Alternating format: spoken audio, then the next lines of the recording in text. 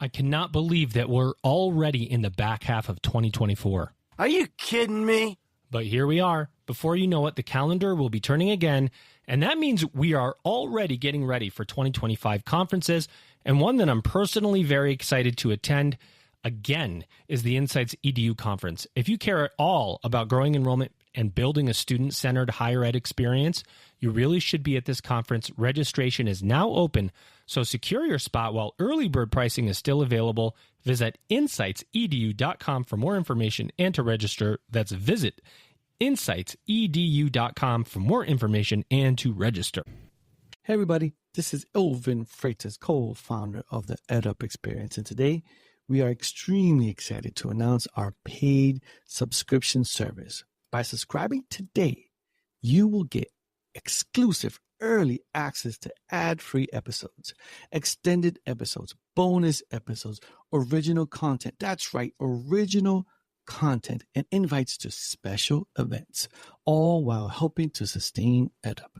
To become a subscriber, go to edupexperience.com. That's EDUP experience.com and subscribe to our free email newsletter to learn how you can get access. Again, go to edupexperience.com. That's EDUP experience.com. Welcome back, everybody. It's your time to EdUp on the EdUp Experience podcast, where we make education your business. This is Dr. Joe Salustio back with you again.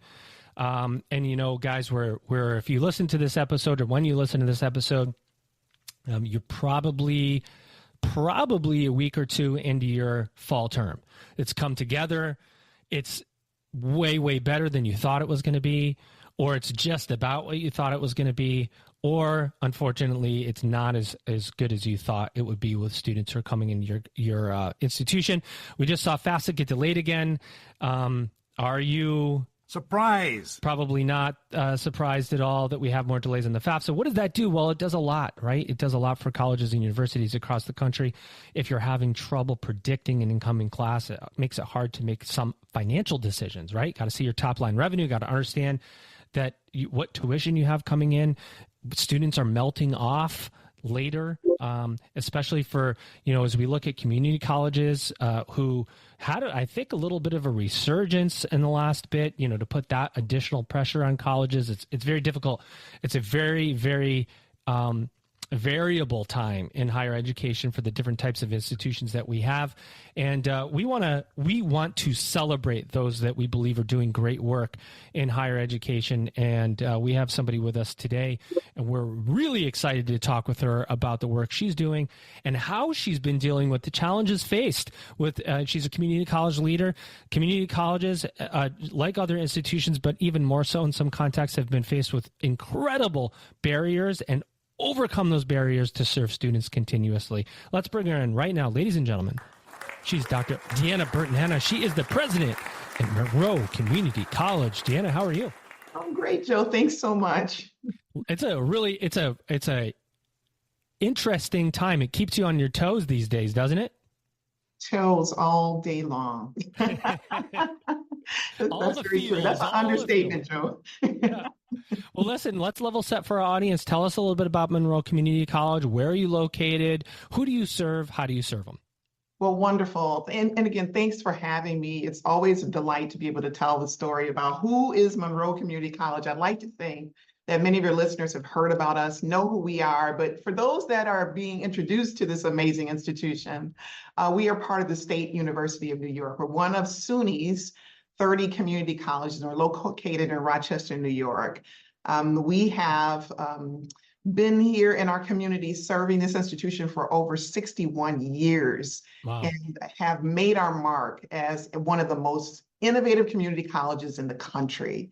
And that allows us to have amazing faculty, staff, and administrators that commit to working together for the benefits of our institution. And we have 4 locations. Our main campus is located at the Brighton campus, and then we also have a downtown campus that's seated very strategically in an urban center. We have 2 other locations also, our Applied Technology Center, as well as our Public Safety Training Facility, which is actually a 3-part partnership with Monroe County, the City of Rochester, and our institution that serves all the emergency response units across our country, our county. And we have about 23,000, actually now I think we're just under 24,000 students. We're among those. I'm really pleased that we are seeing some enrollment growth in our institution for the fourth consecutive fall. So there's amazing things happening in our institution. We serve both career and transfer populations and have a dynamic forward center, our Finger Lakes Workforce Development Center. Lots of things that I'd love to be able to have some time to highlight, especially how we deliver education through our Ford Center for our region and our state. Amazing. Well, let me just say first, so 24,000 students. I read recently on one of the lists, I don't know if it was through Forbes or that Rochester, New York was affordable. It was on a list of like great places to live and raise a family. And, as we see overpopulation in some of our major metropolitan areas, people are looking at those, I don't want to say secondary cities, but the up and coming cities for a quality of life. Can you talk about what you've seen in the Rochester area in terms of, people moving in? I would imagine you're probably seeing out-of-state license plates more often. Oh, well, and those out-of-state license plates were also my own about a little over 3 years ago. I'm into my fourth year now serving as the sixth president of this amazing institution. And certainly when I made some decisions, me and my family, to move here, I cared about what type of community that we were going to live in, and could we belong here, and could we afford to live here, and could we make an impact, have a difference in this community. And I found all that to be true, absolutely true. The region that we live in has this beautiful history. We are home to some of the most innovative companies in the country. Among them, Xerox, Kodak, Bosch and Lomb, Corning, and some of the most influential persons that shaped American history, like Susan B. Anthony and Frederick Douglass. I just find that absolutely fascinating that we have this robust history that shapes things. And it is a very affordable community to live in. I have found that to be true. And I know people are caring even more about that, given some of the economic considerations in our country right now. And not only is our region affordable, but our institution is too. We are among SUNY's most affordable institutions. We rank usually around third lowest cost provider of education among SUNY's 30 community colleges. It costs many of our students that are in-state less than $5,000 to get an education in a year here. I mean, we really care a lot about that. And over 60% of our students are also, there is no debt associated with their cost of attendance throughout their tenure. And that's a result of many different strategies that we're able to use, as well as who makes up our student population. So yes, it's an affordable place, it's an amazing place, it's beautiful in the Finger Lakes. It is beautiful. Yeah. I know this from personal experience of growing up in Syracuse, New York, and I had friends in college a long time ago that went to school in the Rochester area, so I spent a lot of time there. If you don't know what a garbage plate is, then you've never been to Rochester. I have not had one of those, by the way, yet. Well, they sound a little dangerous to me, so I've decided to avoid that, Joe. I think once you pass like 22, you don't look at a garbage plate the same way as you looked at it when you were in college. So those are my old days, long 20 plus years ago. Anyway, you mentioned enrollment growth, that you've seen enrollment growth. There are, as a percentage, 10% of the college presidents I have on will say that. Most don't, plateauing, expecting somewhere between a -1 and -10% decline. If you're between minus 0 and -10%, many institutions are considering that a win right now, given all of the headwinds that we're facing, demographic cliff, so on and so on and so on. But even more than that, FAFSA, you talk demographic cliff, that was old news. When you put something like FAFSA on top of it, it clouds all of the other things, because students, you just wonder it was so late. Did students take a break? What happened to them? The whole cycle gets delayed. How have you persevered through all of the challenges over the last, say, 18 months to get to enrollment growth? Yeah, I'd like to acknowledge the fact that this is really a tough time for higher education. And even among SUNY 30 community colleges, not all of us have experienced growth, although Monroe has experienced year-over-year increases. For example, we're anticipating just under about a 7% increase in our full-time student equivalent over. Outstanding. Thank you very much. We appreciate that. It's the result of a lot of people working together to make that possible. No one person, no one group of individuals making that happen. But the reality is that these past decade, not just the 18 months, has been tumultuous. That lots of year-over-year declines. What helped us is that we really got out in front of our strategic enrollment management strategies and doubled down on our efforts to really understand who are our students, who are we serving, and how perhaps have we unintentionally left some populations of students behind, not adequately served them in the ways that we had intended to, wanting to do more and do it better. And so our strategic enrollment management strategies really are yielding lots of results. We're getting deeper into our community's population, where we have seen, for example, some zip codes that were underrepresented. We've taken time to really focus in on that. Where we've seen some populations of students. I'll give you an example. We set some really aggressive strategies for the work of our workforce development area. Our Forward Center at our downtown campus on the 5th and 6th floors there. And really ambitious goals that were set, but we have more than doubled our efforts to really be able to make good on attracting students, making sure that we're approaching individuals that are, for example, our high school population, our youth that are even not yet in high school. So helping more students sooner to inform their collegiate decisions, to see that they can have access to higher education, and to do that in an inclusive way that builds up our entire community, because that's really what we're about. It's catalyzing bright futures for our community and its people. And if we're leaving anyone behind as its community college, then we've not done as much as we had wanted to do. And we're committed to making sure that we leave nobody behind. And so that's paying off for us. And I'm really glad that you asked that question so we could kind of showcase some of the work that we're doing. That's a fact. That's a fact. I love that stance, because we talk about that in higher ed a lot. It's who you include. Well, no, it used to be who you exclude, not who you include. Now, if you want to grow, it's who you include, not who you exclude. Unless you're an elite institution or you posit yourself that way and you've got a multi-billion-dollar endowment and you can be selective. And even then, we're seeing the controversy that comes around leaving people behind. Community colleges are notoriously at the front end of inclusion, being able to work to educate the populations. And we're seeing now, as we have the demographic cliff come and you're 18, there are just not as many undergraduate 18-year-olds enrolling in college. There is a much greater population or a growing population of adults that are either coming back to school, going to school for the first time, many that have tried college, that have the some college no credential that are coming back again.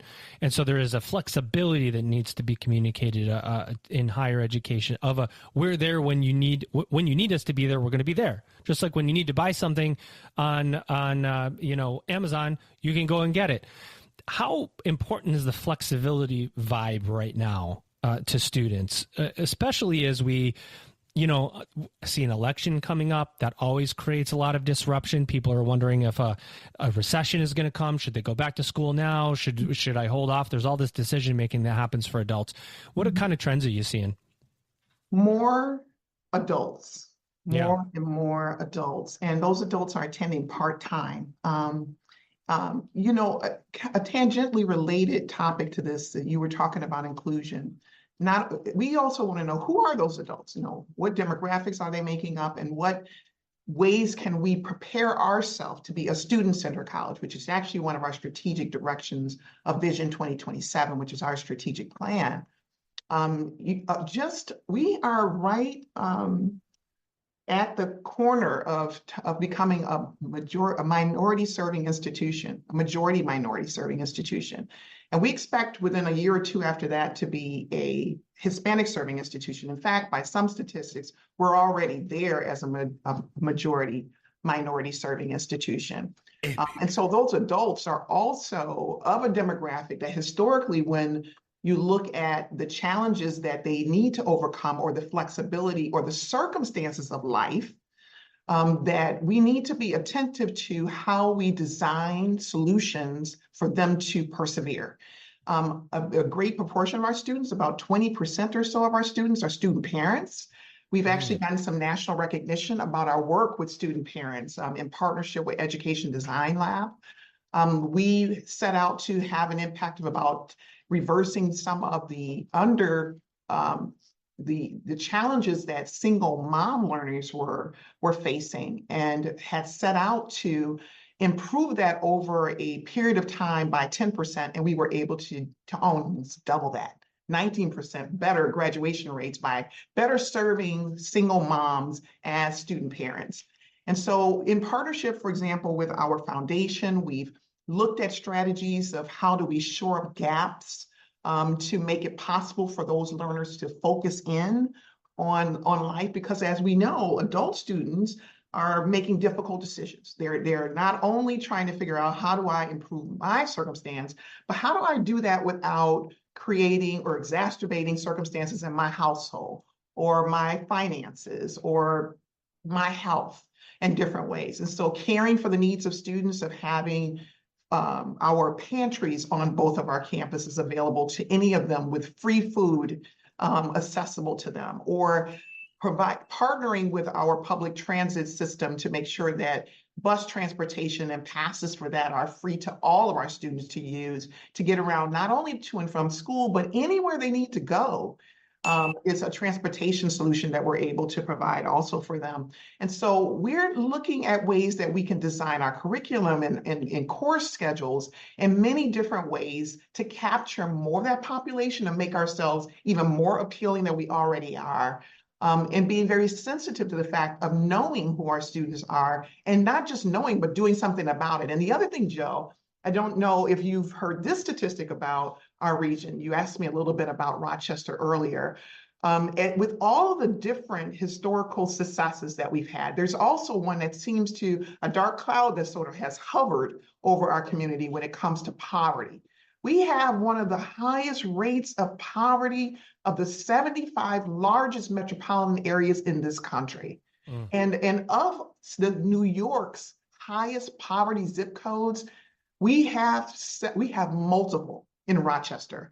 Not a point of pride, but certainly something that really gives us the momentum around why we exist as Monroe Community College, for whom, doing what. And that's why we commit to catalyzing bright futures for our community and its people. So we're making sure that we're part of that solution and having great impact. Thanks for bringing that up, because the poverty piece is important to talk about now, especially as we see but just the cost of goods and services are all, I mean, go buy a head of lettuce and it's $8 and it used to be $4. And, you know, you wonder what is the short to medium term effect on retention. We always know there's the saying goes, you know, students who attended community college, those that went to a for-profit university, students from a lower economic background. I mean, you just, when the resources are not there, you're a fender bender away from dropping out of school, because that $200 bill, that $300 bill that you get is just overwhelming. And so what's the one thing that you can control is I can't do school right now. I got to drop out of school because I can't pay my bill. I've got to fix my car. Now the cost of goods and services goes up. Everything is more expensive. Is that putting strain on your ability to retain students? Are you seeing more ins and outs as people try to save money, come back in, pay, go back out? I mean, what is that doing to your operational visibility? Well, it certainly has introduced a lot of variability in the operation in terms of knowing how do we help students to see this as a place that they can stay. And I'll give you solutions of what we found as ways to make that less of a concern for our students.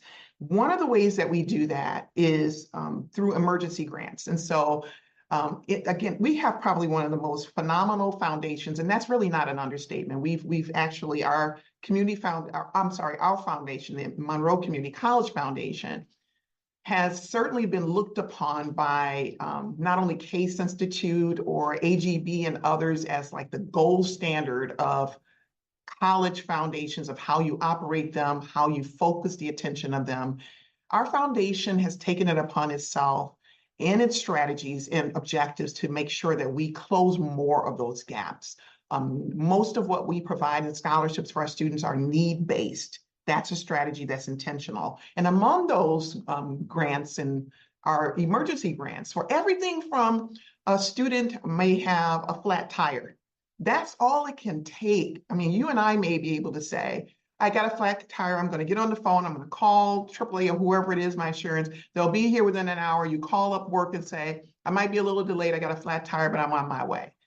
That's not the story for the majority of the students that we serve in community colleges. That's the beginning of totally throwing them off for the entire semester, causing them to have a ripple effect. Life disruption. Everything, you name it. The other place that we have honed in on doing something and acknowledging that the cost of living continues to increase is how we set our key performance metrics for our institution that are tied to Vision 2027, our strategic plan. You know, we had a conversation with our board of trustees and about how we measure our success. How do we know when we are being successful at our mission? And of course, we're obligated to continue to report our metrics to the government and others around, whatever metrics they decide that is important for us to report on, for graduation rates, retention rates, you name it. But we said, we also understand who our students are, and sometimes they need to make adjustments. And so their full-time participation rate might become a part-time participation rate. So within our key performance indicators, as we look at our success of our students, you would find that we also measure success of our student based on their intentions. What did a student come to our college to achieve, and did they do it? So were we unsuccessful if a student said, I came for this 4-week workforce development program, or I came with the intent to bridge myself of a life circumstance for 1 year at this community college, to get myself back on track and then go somewhere? Were we unsuccessful? No, the intent of that student was whatever they defined. So we're measuring ourselves by that instead. And among those are the MIT living wage standards that we use to determine, are we helping them have post-completion success? Are they successful? Can they live off of the earnings that we help prepare them to attain? And so we look at that and we continue to outpace the MIT living wage standard for our area. And that's a point of pride for us. You make a good point. I think it just, for those that listen, that study higher education or work within it, there's a statistic called first-time full-time freshman. FT, FT, I don't know, whatever. FTE. Yeah. Full-time equivalent. and so your rates are measured by your first-time full-time freshman. And for community colleges and other colleges, I mean, you have a 45-year-old that comes take a course for the first time or for the third time, that person's not measured in that statistic. It gets called out to the government. So then those rates get published on a scorecard and a Google scorecard and through iPads, through reporting, and it will show low completion, low graduation, because you have students that take in and outs and they come back. And so it's such a disadvantage to measure a college whose operation is not predicated on serving that. You will serve a first-time full-time freshman, right?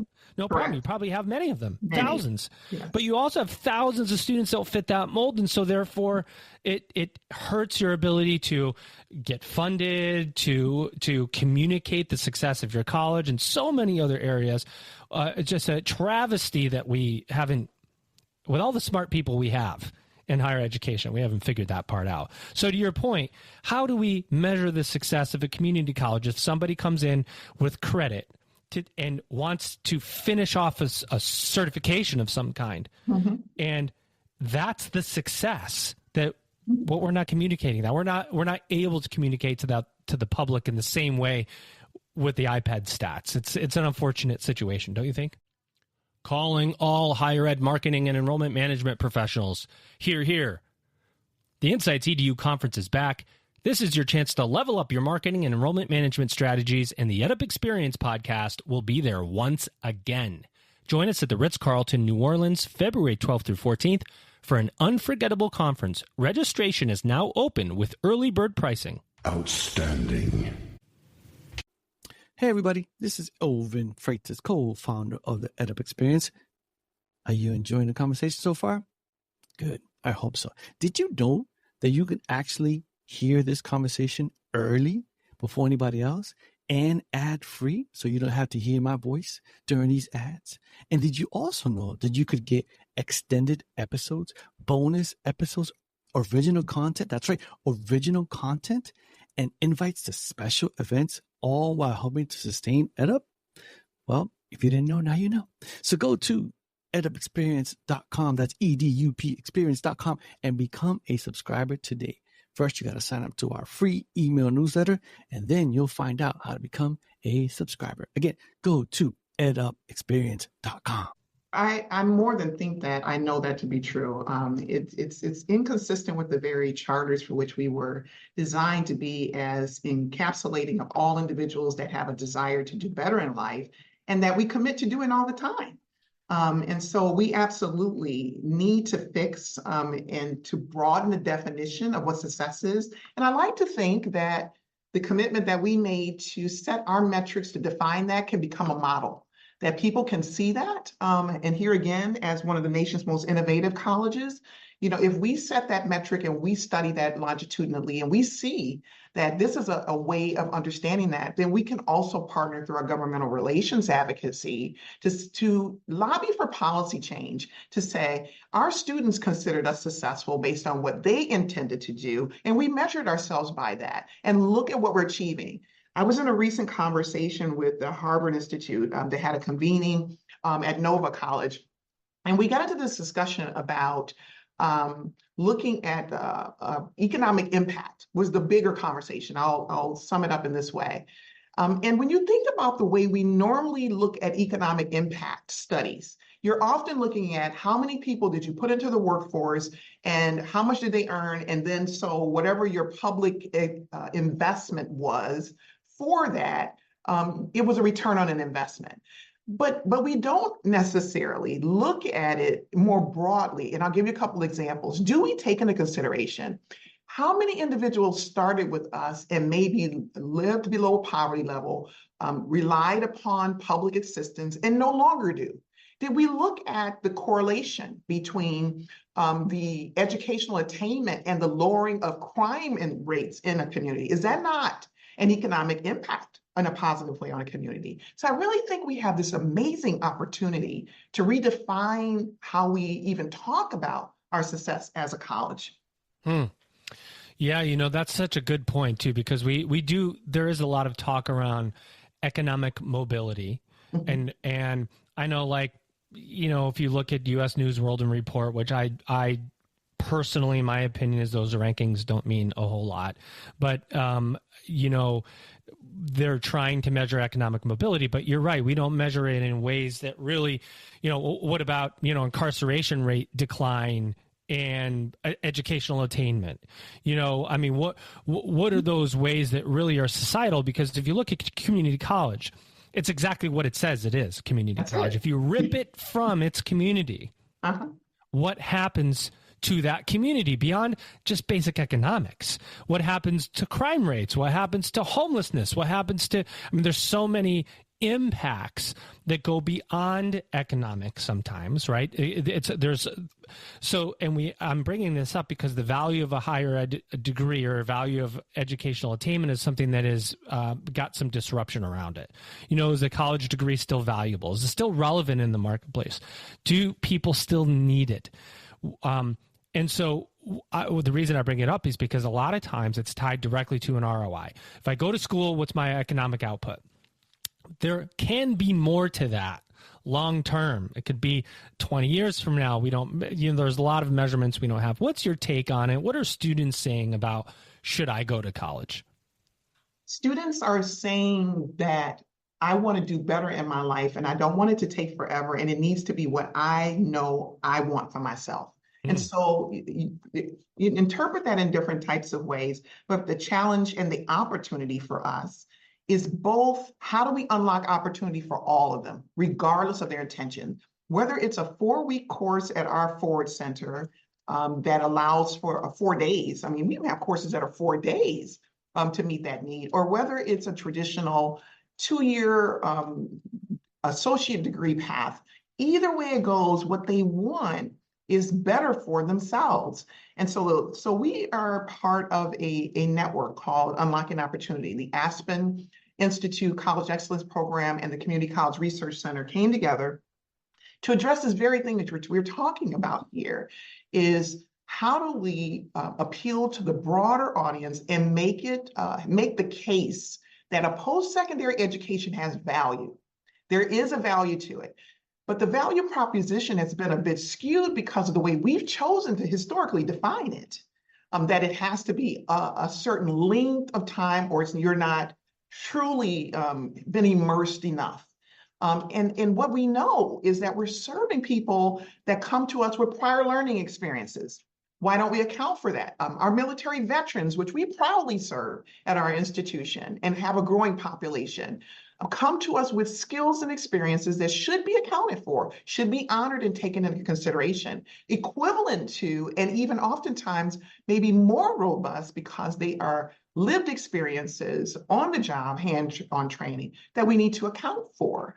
Why wouldn't we account for those and allow a person to begin a trajectory at a different point in time than perhaps the traditional path that maybe we've defined? And still, we do need those traditional paths because there is still a population of individuals that are new to the educational experience.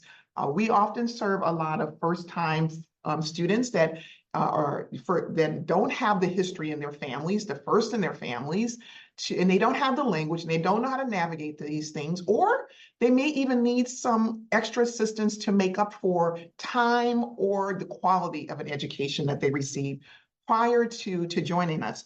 The fact of the matter is we want to make sure that we're taking those things into consideration. And as part of this Unlocking Opportunity effort, which we're only one of 10 colleges selected nationally for this collaborative. The goal is to transform and to reform our country's community colleges. We're leading the way, but we're also training the field to bring everybody along in our efforts.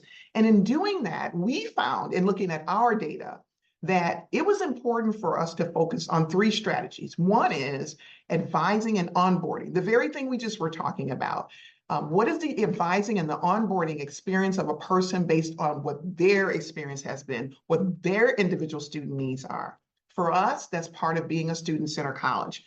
The other strategies that we're focusing on is to get more of them in math and English in the first year. There is a direct correlation. The research continues to show the essential nature of helping a student accomplish a level of mathematics and English proficiency in their first year catalyzes and allows for them to have increased levels of success through their completion.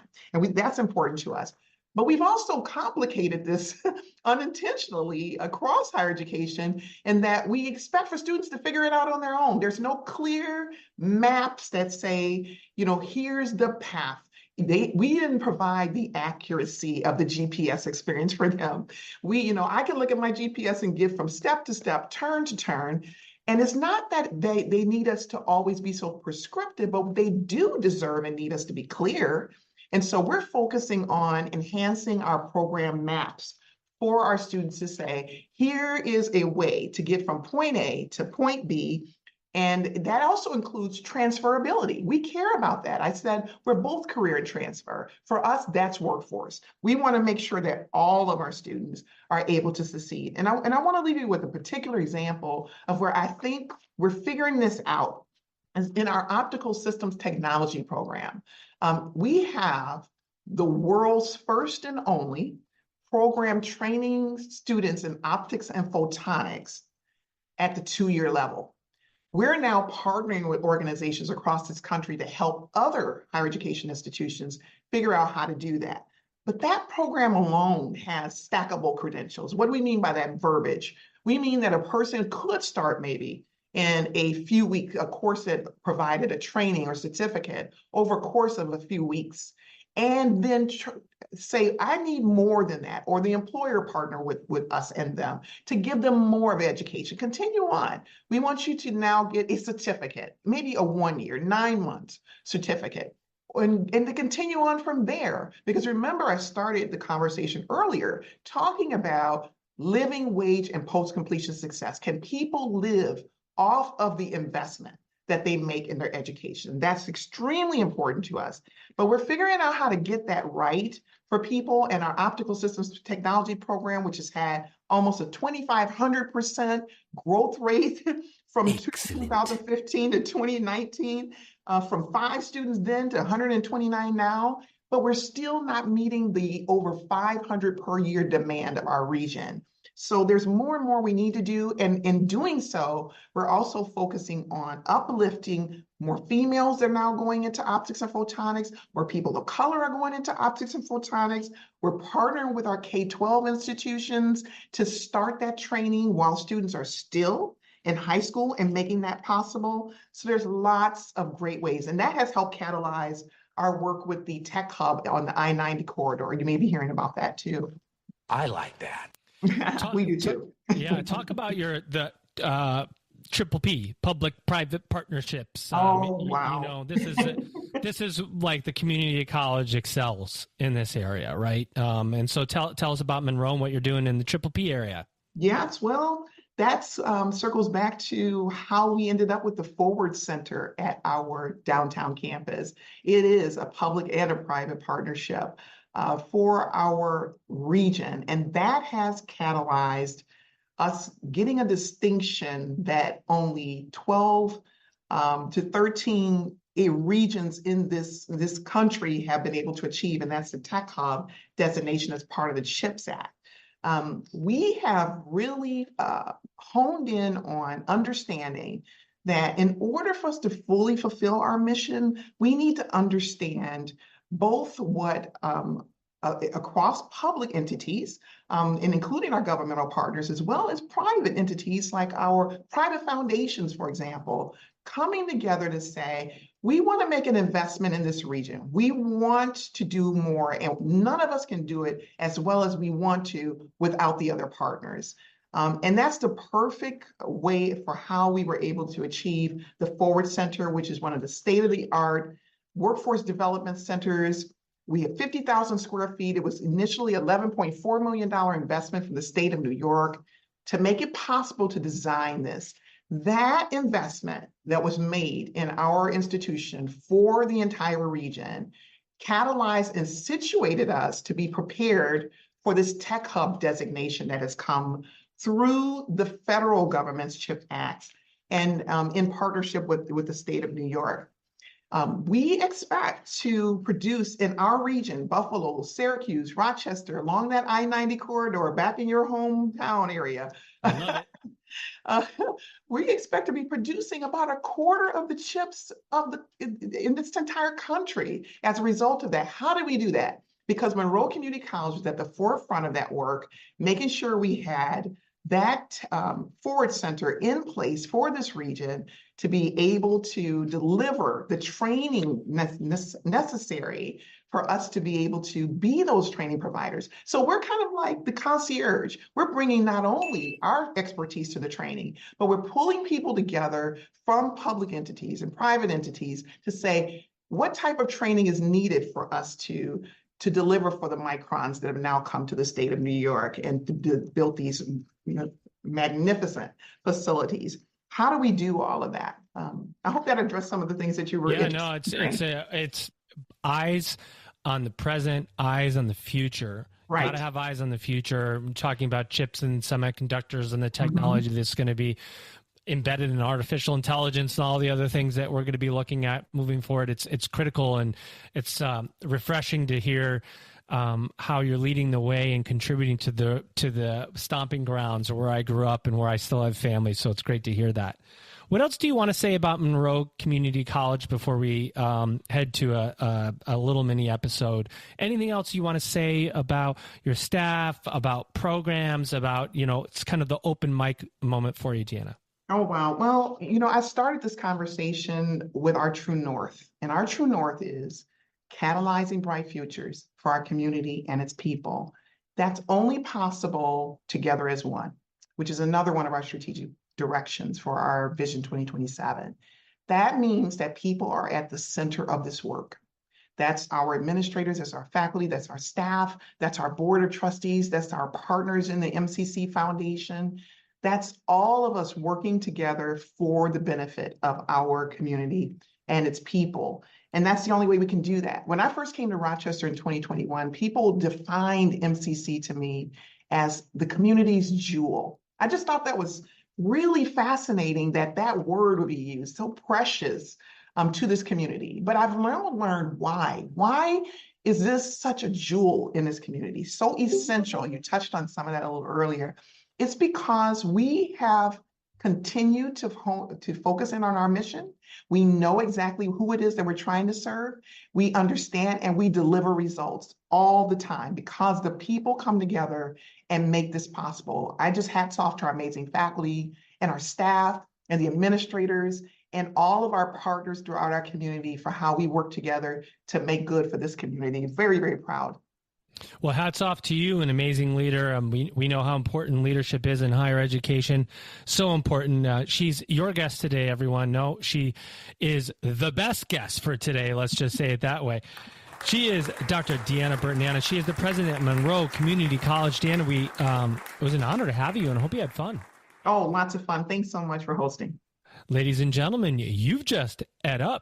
Higher education is evolving. And if you're in marketing and enrollment management, then you need to be at the Insights EDU conference. That's a fact. That's a fact. Insights EDU 2025 is happening February 12 through 14 in New Orleans, Louisiana. This is your chance to explore the latest trends in higher education and discover new and innovative strategies to level up your program marketing and enrollment. Hear from some of the best speakers in the industry, from companies like Google, LinkedIn, Adobe, and more. Registration is now open, so secure your spot while early bird pricing is still available. Hey, everybody. This is Elvin Freitas, co-founder of the EdUp Experience. Did you enjoy that conversation? I hope you did. Did you know that you can actually hear this conversation early on and ad-free? And you can also hear extended episodes, bonus episodes, original content. That's right, original content and invites to special events, all while helping to sustain EdUp. Did you know that? Well, if you didn't know, now you know.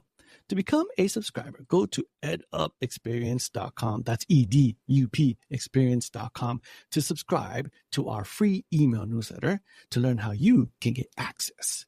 Again, that's edupexperience.com. That's EDUP experience.com.